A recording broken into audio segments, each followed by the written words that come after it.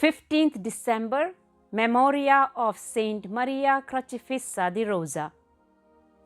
Paula Frances Mary di Rosa was born on November 6, 1813 in Brescia, Italy. She was the sixth of 9 children of a wealthy landowner and public official.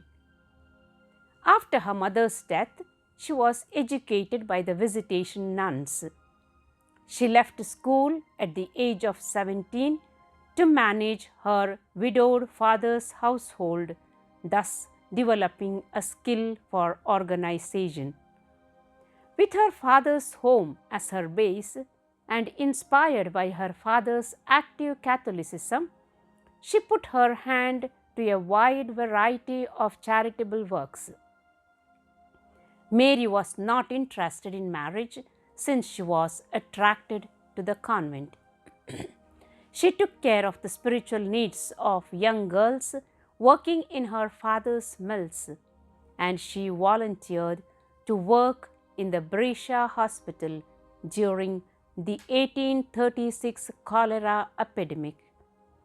Later, she founded a home for girls and a school for deaf mutes, passed laws to help indigent women, and initiated a program of social work. Basic to her spirituality was the imitation of Christ's sorrowful life, which led her to infused contemplation.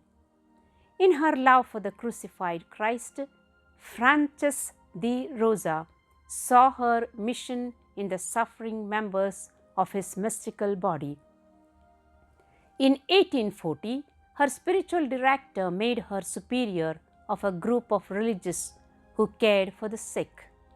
She took the religious name Mary Crucifixa because of her devotion to the crucified Christ. Called the Handmaids of Charity of Brescia, her group was approved by the Bishop of Brescia in 1843, and papal approval was granted in 1850. Making the sufferings of the poor and the sick her own, Sister Maria Crocifissa became the angel of mercy and the servant of all in Brescia and the surrounding areas, especially when war broke out in northern Italy.